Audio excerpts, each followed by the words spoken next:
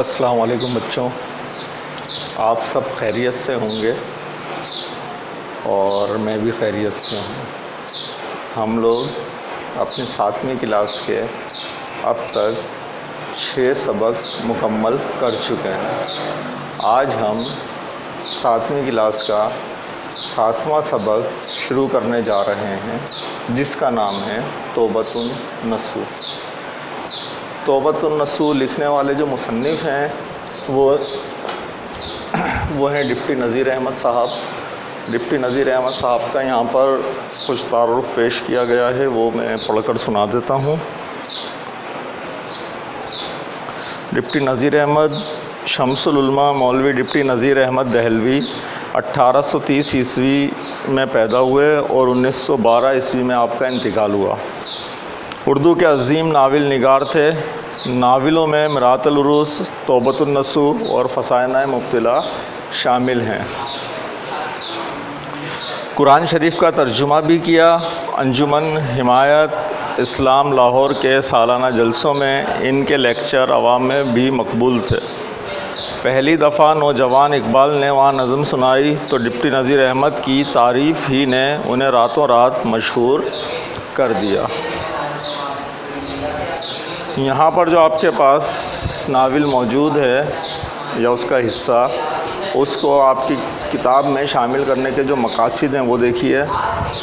اسلامی طرز فکر اور طرز معاشرت کا ادراک حاصل کر سکیں، علم کی اہمیت سے روشناس ہو سکیں، مکالموں اور الفاظوں کے موضوع اور برمحل استعمال کو سیکھ سکیں، فعل لازم اور فعل متعدی کا استعمال سیکھ سکیں۔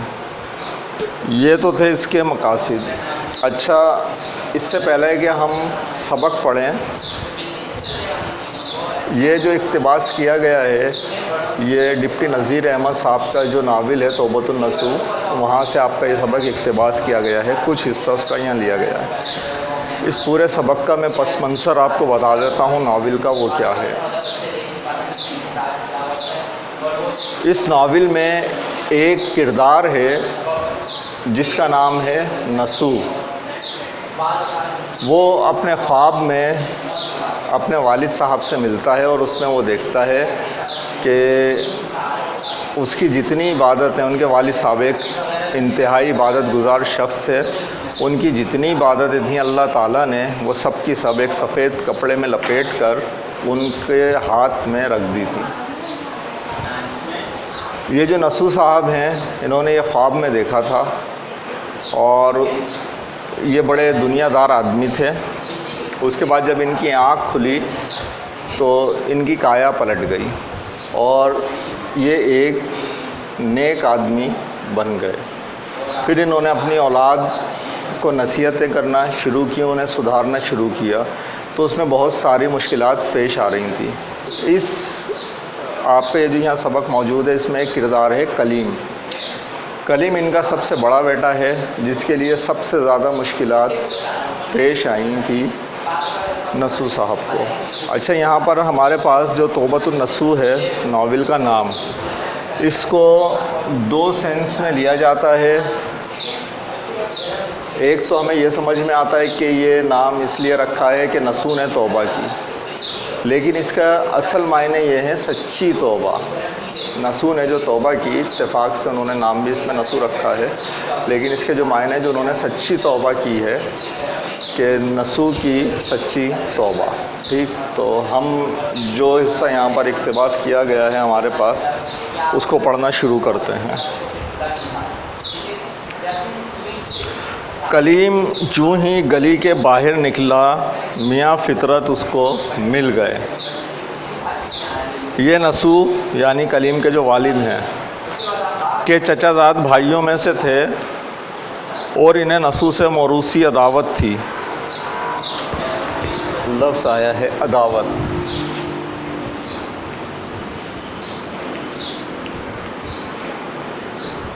دشمنی، موروثی عداوت تھی۔ اچھا، اور یہ موروثی بھی تو آیا ہے لفظ۔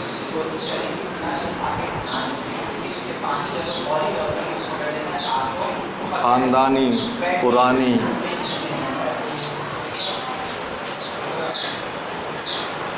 جیسی کہ دنیا دار خاندانوں میں اکثر ہوا کرتی ہے۔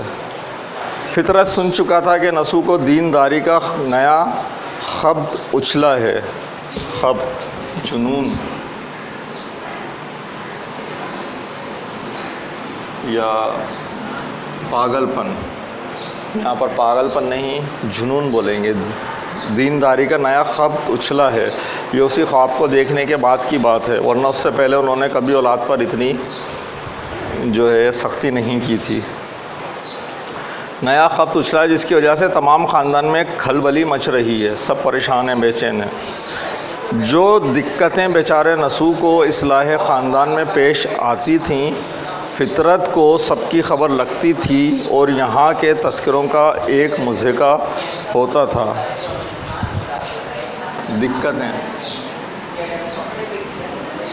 پریشانیاں، تکالیف، رکاوٹیں، اگر شروع سے نسو نے اپنے بچوں کی تربیت کی ہوتی تو اسے یہ پریشانیاں پیش نہیں آتی، لیکن یہاں مسئلہ یہ تھا نسو شروع سے تو دیندار آدمی نہیں تھا، بلکہ صرف کیا تھا، دکھاوا تھا۔ تو وہ اپنے بچے کچھ بھی کر رہے ہیں ان کو اتنی سخت نصیحتیں نہیں کرتے تھے، نہ پابندی لگاتے تھے، لیکن اس خواب کے بعد جب ان کی کایا پلٹ گئی ہے تو اب جو وہ نصیحتیں کر رہے ہیں تو خاندان بھر میں لوگ کیا بول رہے ہیں کہ ان کو دینداری کا نیا خبط اچھلا ہے، اور وہ اس میں تمام بچے مزاحمت پر اترے ہوئے تھے کیونکہ ان کی عادت ہی نہیں تھی، جوان ہو گئے تھے۔ ان پریشانیوں کا ذکر جب خاندان میں سنتے تھے تو ان کا مذاق اڑاتے تھے۔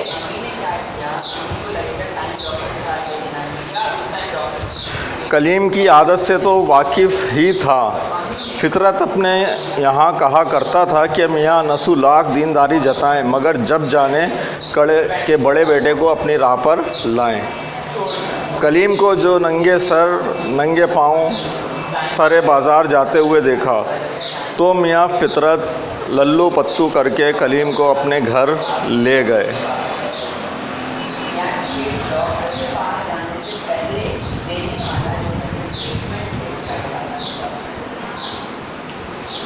للو پتو اپنے باتوں میں پھسلانا، مکھن لگانا اور میٹھی میٹھی چکنی چپڑی باتیں کر کے کیا کرے، اپنے گھر لے گئے۔ اور نسو کی جلن سے اس کی ایسی بزرگ داشت کی کہ کسی کے گھر والے بھی نہ کرتے ہوں گے۔ بزرگ داشت،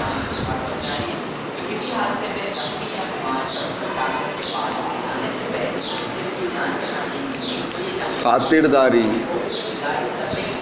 اس کا برین واش، ٹھیک ہے، اپنی بات اس کے ذہن میں بٹھا دینا،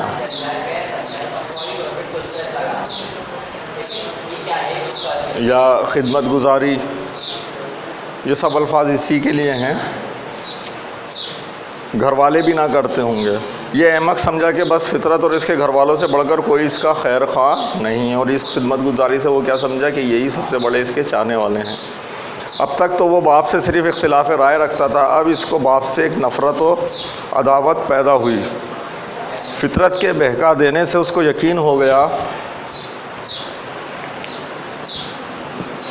کہ دینداری اور خدا پرستی کا ہیلا تھا، ورنہ فی الاصل باپ کو اس کے گھر سے نکال دینا مرکوز خاطر تھا۔ ہیلا، بہانہ، فطرت نے کیا ذہن میں بٹھا دیے کہ خدا پرستی کا بہانہ ہے، ورنہ تمہارا باپ تمہیں گھر سے نکالنا چاہتا تھا، اس لیے اس نے یہ سارا ڈھونگ کیا ہے۔ تو کلیم کو بھی اس بات کا یقین آ گیا کہ فی اصل بات تو یہ ہے کہ ابا جان کو مجھے گھر سے ہی نکالنا تھا۔ کلیم اس وقت دو مخالفوں کی کشمکش میں تھا، باپ اس کو صراط مستقیم کی طرف کھینچتا تھا اور فطرت گمراہی اور ضلالت کی طرف۔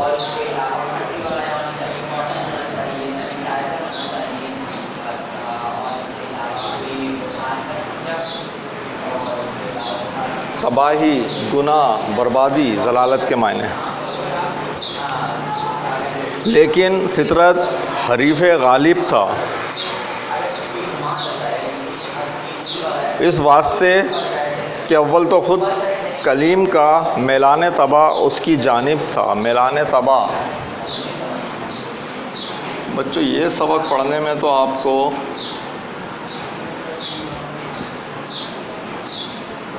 بہت سارے نئے الفاظ سیکھنے کو مل رہے ہیں۔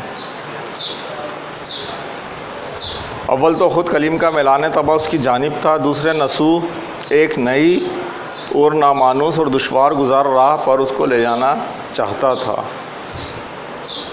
جس میں زہد و ریاضت اور اتقا اور نفس کشی اور انکسار اور فروتنی، خوف عاقبت کی چند،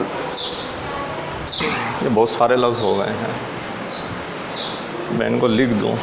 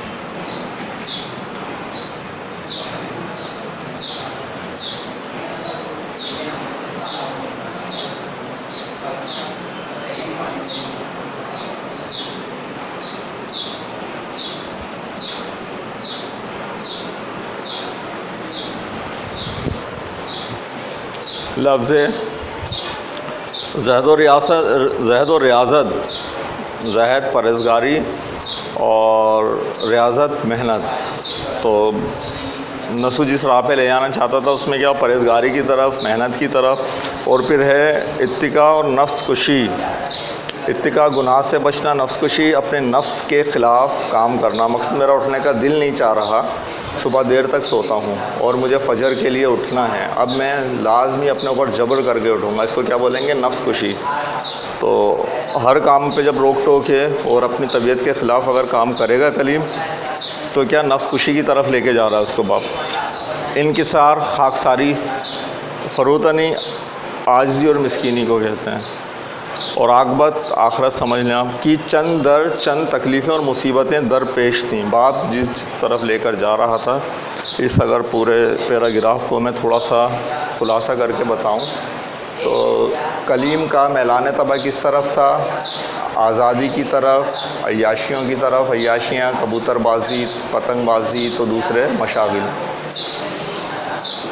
جو اس کے خلاف بات کرے گا وہ اس کو دشمن ہی لگے گا، اور جو اس کے حق میں بات کرے گا وہ اس کو دوست لگے گا۔ تو وہ جو فطرت میاں تھے چچا، انہوں نے اس کے فطرت کے مطابق بات کی تو اس کو ان کی باتیں اچھی لگ رہی تھیں۔ کلیم کیا کر رہا تھا؟ اب نیکی کی طرف۔ اگر اچانک ہو نا پوری زندگی جو گزاری ہے وہ عیاشیوں میں اپنی مرضی سے گزاری، اور اب اچانک جو ہوا اس لیے اس کو گراں گزر رہا ہے، اور کیونکہ یہ سب سے بڑا بیٹا تھا اس لیے سب سے پختہ عادتیں بھی اسی کی تھیں، تو اس وجہ سے اس کو یہ سب کیا لگ رہا تھا؟ بہت پریشان کن لگ رہا تھا۔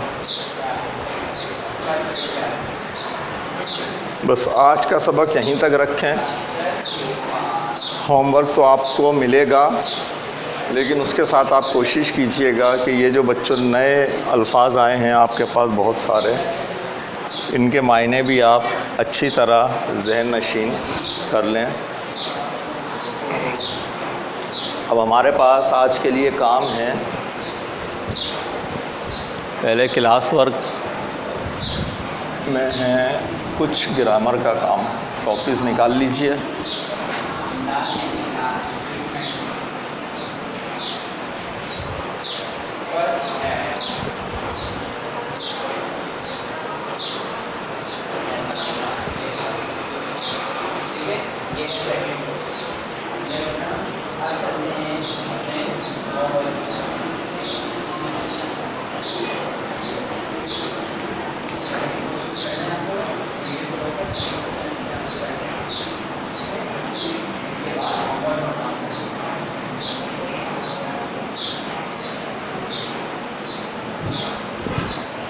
فعل لازم اور فعل متعدی۔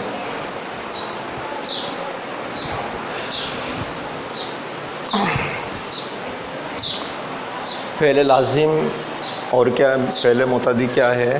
دراصل اقسام کے لحاظ سے فعل کی کیا دو قسمیں ہوتی ہیں، معنی کے لحاظ سے اپنے دو قسمیں ہیں، ایک فعل لازم اور ایک فعل متعدی۔ فعل لازم وہ فعل جس میں فعل اور فاعل کے ساتھ مفعول کی ضرورت نہ ہو۔ مثلاً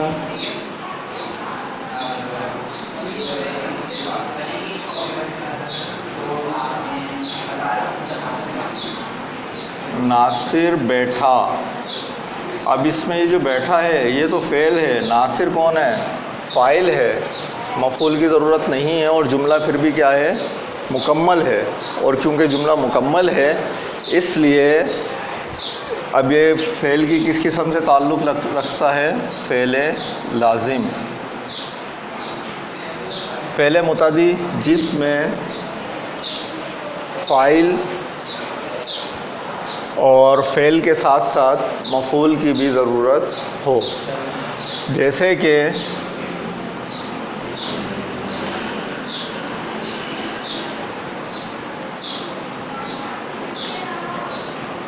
عارفہ نے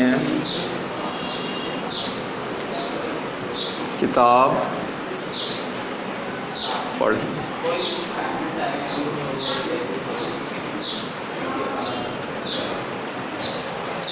ٹھیک ہے بچوں، امید ہے آپ کو فعل لازم اور فعل متعدی سمجھ آ گئے ہوں گے۔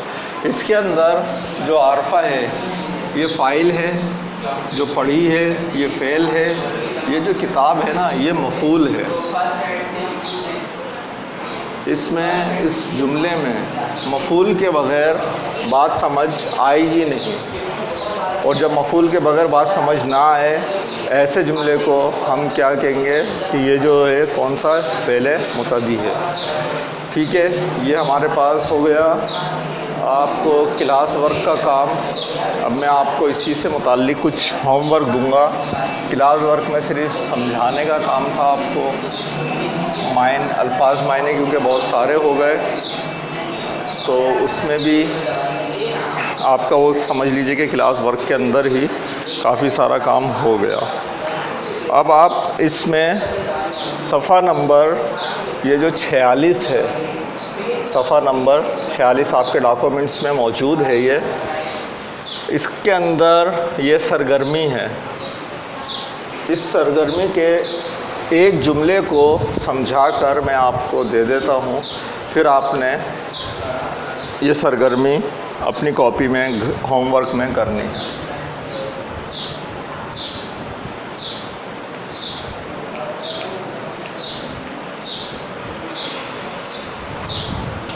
جیسے کہ آپ کے پاس جو کالم بنے ہوئے ہیں، یہاں لکھا ہوا ہے اس میں جملہ،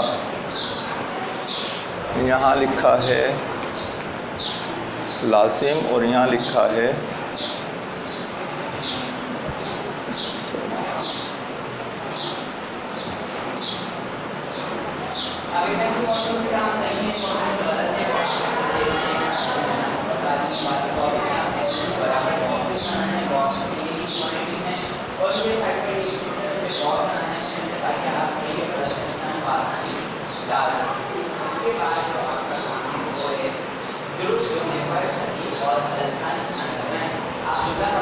یہاں پر